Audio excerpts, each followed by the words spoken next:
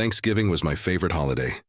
It always felt warm and happy, with family, food, and laughter filling the house. This year was special because it was my first time hosting. I had spent weeks planning, cleaning, and cooking. By the time the big day came, everything was ready. My family arrived in the afternoon. Mom brought her famous sweet potato casserole. Dad carried a pumpkin pie that smelled amazing. My sister Emily came with her husband and their little boy, Sam. The house was full of chatter as everyone unpacked their dishes and settled in. "Wow, it smells great in here," Mom said, patting my arm. "Thanks, Mom. Wait until you try the turkey," I replied with a proud smile. We were about to sit down for dinner when the doorbell rang. "Who could that be?" Emily asked. I wasn't expecting anyone else. Maybe it was a neighbor stopping by to say hello. I went to the door and opened it. A man stood there, dressed in a heavy coat. His face was pale and his eyes looked tired. He carried a small suitcase and wore a smile that didn't quite reach his eyes. "Hello," he said. "Sorry to bother you on Thanksgiving. My car broke down just down the road. Could I use your phone?" I hesitated.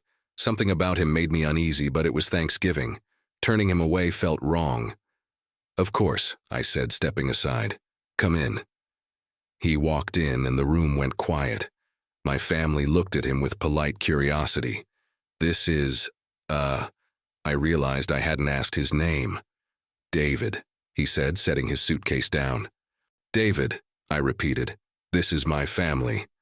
David nodded and gave a small wave. "Thank you for letting me in. I don't want to bother you long. I'll just call a tow truck and be on my way." "Sure," I said, handing him my phone. David dialed a number and stepped into the hallway to talk. My family started whispering.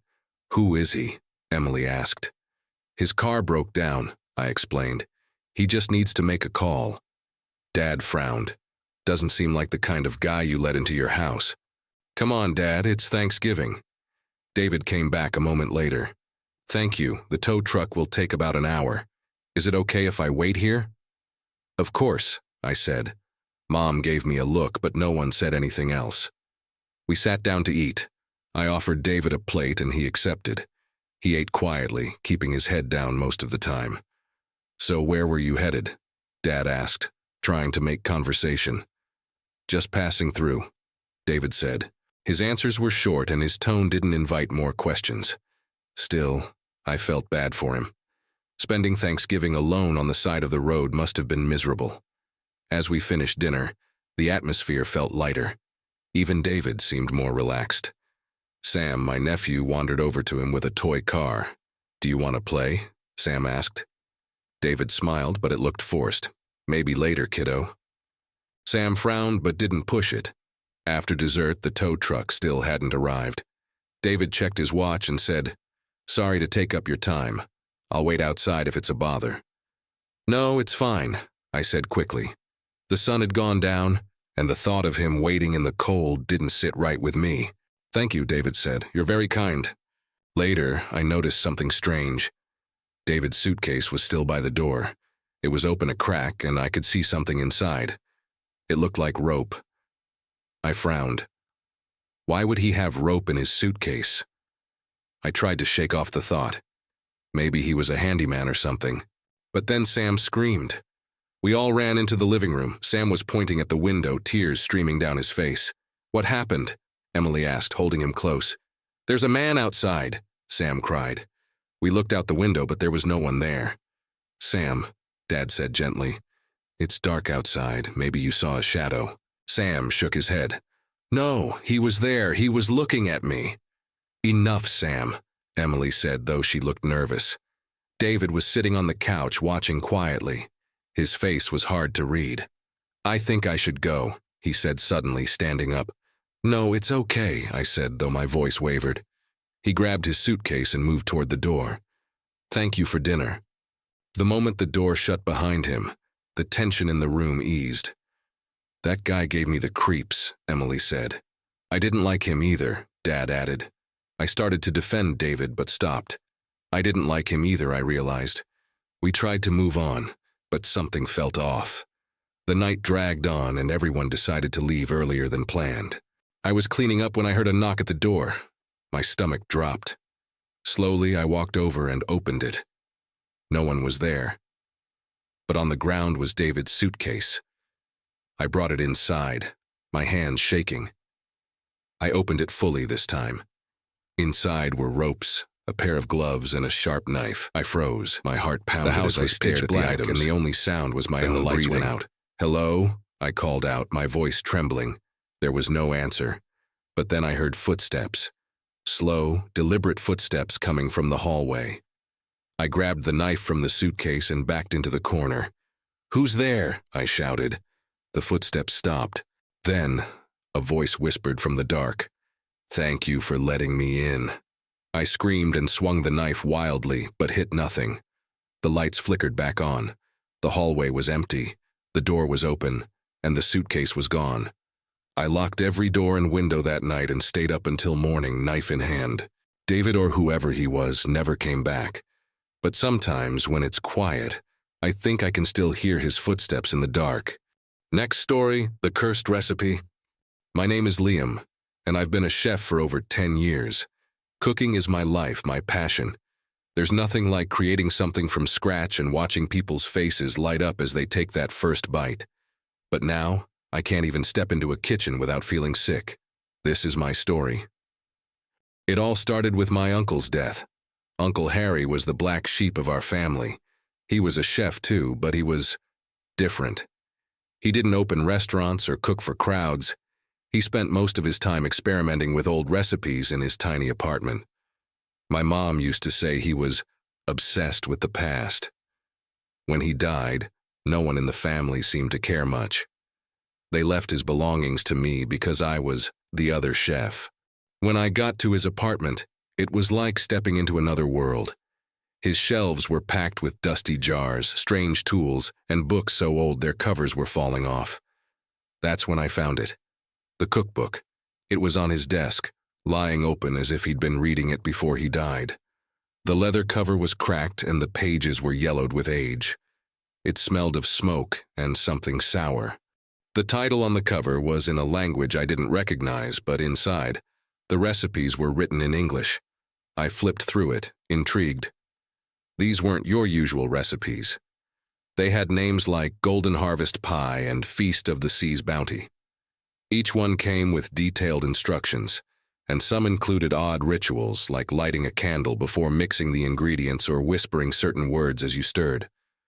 I should have left it there, but I didn't. The first time I used the book, it was innocent enough. I was trying out new dishes for the restaurant where I worked. The head chef, Mark, had been pushing me to be more creative. I remembered a recipe from the book called Crimson Herb Stew. The ingredients were simple: beef, red wine, rosemary, and some spices. But there was a note at the bottom: stir clockwise while humming a tune from your heart. It seemed silly, but I did it anyway. I was alone in the kitchen that night, so no one saw me humming like an idiot. When the stew was done, it smelled incredible. I plated it up for Mark to taste. "Damn, Liam," he said after the first bite. "This is amazing. Where'd you learn this?" I shrugged, feeling proud. But then, 10 minutes later, he started coughing. At first, it was just a small cough, like he'd swallowed wrong, but it got worse. He turned red, clutching his throat, and collapsed. I panicked and called 911. By the time the paramedics arrived, Mark was unconscious. They said it was a severe allergic reaction, but here's the thing: Mark wasn't allergic to anything. I should have stopped there, but I told myself it was a coincidence. The next week, I tried another recipe from the book, this time at home. It was called Midnight Tart. The instructions said to bake it under the light of the moon. I laughed at that and skipped that part. I invited my girlfriend Sarah over to try it. She loved sweets and couldn't resist a homemade dessert. "It's amazing, Liam," she said, taking a second bite. But as the night went on, she started complaining about her stomach. "I think it's just gas," she said, laughing it off. But it wasn't. By midnight, she was in agony. I rushed her to the hospital where they said she had a perforated ulcer. Sarah didn't have ulcers. She'd never even had stomach problems before. That's when I started to realize something was wrong. I went back to the book, reading the recipes more carefully. That's when I noticed the warnings, tiny scribbles in the margins written in faded ink. The harvest must be paid. Each dish carries its weight. Beware the cost. It didn't make sense, but a cold feeling settled in my stomach. I decided to stop using the book, but it wasn't that easy. One night I heard something in the kitchen. It sounded like pages turning. When I walked in, the cookbook was on the counter, open to a recipe called Bread of the Forsaken. I was sure I hadn't left it there. I shoved the book into a cupboard and locked it. But the next morning, it was back on the counter. It felt like the book wanted me to use it. I started dreaming about it. Visions of grand feasts, of people laughing and eating, of their faces twisting into screams. The book didn't just want to be used, it needed to be. The last time I cooked from it was for a dinner party. I didn't want to, but I felt like I had no choice. It was like an itch I couldn't scratch. I chose a recipe called Banquet of Endless Delight. It required ingredients I'd never heard of, but I substituted where I could. The instructions were strange, asking me to chant words I didn't understand as I plated the food. My hands shook as I did it. When my guests arrived, they couldn't stop raving about the food. "This is the best thing I've ever tasted," one of them said. For a moment I felt relieved. Maybe this time nothing bad would happen. But then, one by one, they started choking. Some clutched their stomachs, others fell to the floor, convulsing. I called for help, but it was too late. The police came and I told them about the book. They didn't believe me. Why would they? It sounded insane. The deaths were ruled as food poisoning and I lost my job. I tried burning the book, but it wouldn't catch fire. I tried throwing it in the trash, but it always came back. Now, it sits in my closet, locked away. I haven't cooked a single thing since that night. But sometimes late at night I hear the cupboard door creak open, and I know the book is waiting. The last story today will be The Hidden Tenant. If you've enjoyed these stories, please consider subscribing to our channel to help us reach a milestone. Now on to the story. I never wanted to move into Cedar Grove Apartments. The rent was suspiciously cheap for downtown Portland, but after my breakup with Sarah, I needed a place fast and couldn't afford to be picky. The building was old but well-maintained, and apartment 403 seemed decent enough during the viewing. The property manager, Mrs. Chen, was eager to have me sign the lease, mentioning something about the previous tenant leaving unexpectedly. I should have asked more questions. The first week was normal. I spent my days unpacking boxes and trying to make the place feel like home. It wasn't until the second week that things started feeling off. I first noticed it with my groceries. I always buy the same things: cereal, milk, bread, lunch meat. But one morning I went to make breakfast and realized my cereal box was nearly empty. I distinctly remembered buying it 3 days ago. Living alone, you know exactly how much food you consume. I brushed it off, thinking maybe I was stress eating and forgetting. Then came the noises. Old buildings make sounds, I get that, but these were different. Late at night, I'd hear what sounded like footsteps in the hallway between my bedroom and the bathroom. The thing is, the footsteps would stop whenever I got up to check. I started sleeping with my bedroom door locked, telling myself I was being paranoid. One night, I woke up to the distinct sound of my kitchen faucet running. My heart nearly stopped. I lay there, frozen, listening to the water run for about 30 seconds before it shut off. I didn't leave my room until morning. The third week, things escalated. I came home from work to find one of my kitchen chairs slightly pulled out from the table. I always push them in. It's a habit my mom drilled into me. The TV remote would be on the coffee table when I swore I'd left it on the couch armrest. Small things. Things I could almost convince myself I was imagining. But then I noticed the shower was slightly wet one morning when I went to use it. The bathroom mirror had a faint fog mark that faded as I stared at it. I started taking photos of how I left things before going to work or to bed. Not obvious things. I didn't want to tip off whoever might be in my apartment. I'd take pictures of how the throw pillows were arranged, the angle of the blinds, the position of items on my desk. When I checked the photos against the current state of things, the differences were subtle but undeniable. Someone was moving things when I wasn't there. The breaking point came when I found dirty dishes in my sink that weren't mine.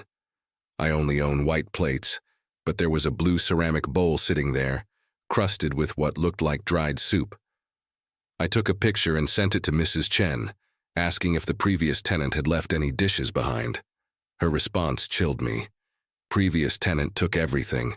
Apartment was empty when you moved in. That night, I couldn't sleep. Every creak, every settling noise of the building had me sitting upright in bed. Around 3 a.m. I heard it, the unmistakable sound of my refrigerator door opening. The light from the kitchen spilled under my bedroom door. I heard the clink of containers being moved, the sound of someone rummaging through my food. My phone was in my hand, 911 already dialed, my finger hovering over the call button. The fridge door closed and the footsteps moved away from the kitchen. But instead of going toward the front door, they moved toward the spare room I used for storage. I heard the door close softly. Heart pounding, I waited until morning. When the sun came up, I searched the spare room thoroughly. Nothing seemed out of place among the stacked boxes and old furniture. But then I noticed something odd about the wall behind a tall bookshelf. It took all my strength to move the shelf, but what I found made my blood run cold. There was a small door, maybe 3 feet high, painted to match the wall perfectly. It would have been completely hidden if you weren't looking for it. With shaking hands, I opened it. Inside was a cramped space that extended into the wall cavity. There were blankets, empty food containers, and a few items of clothing. On top of a folded blanket sat a blue ceramic bowl. I called the police immediately. When they arrived, they found evidence that someone had been living in the walls of the building for months, possibly years. They accessed the space through maintenance panels and had created a network of passages between several apartments. The tenant was never caught, but they found their nest, complete with stolen food, belongings from various apartments, and a crude calendar marking when different residents would be at work or away. I broke my lease that day. Mrs. Chen didn't argue when I said I was leaving. Later, I found out that 3 previous tenants had moved out suddenly over the past year. Each time they'd complained about missing food and strange noises. The police investigation revealed that the building had been renovated multiple times, creating a maze of forgotten spaces between walls. They sealed up all the access points they could find, but sometimes late at night, I still check behind my bookshelves, just to make sure. Sometimes I wonder about who they were. This person who shared my space without my knowledge. Were they desperate for a place to live, mental illness, or something darker? I'll never know. But one thing's for certain, I'll never ignore my instincts again. When something feels off, it usually is. And sometimes the thing that goes bump in the night isn't just your imagination.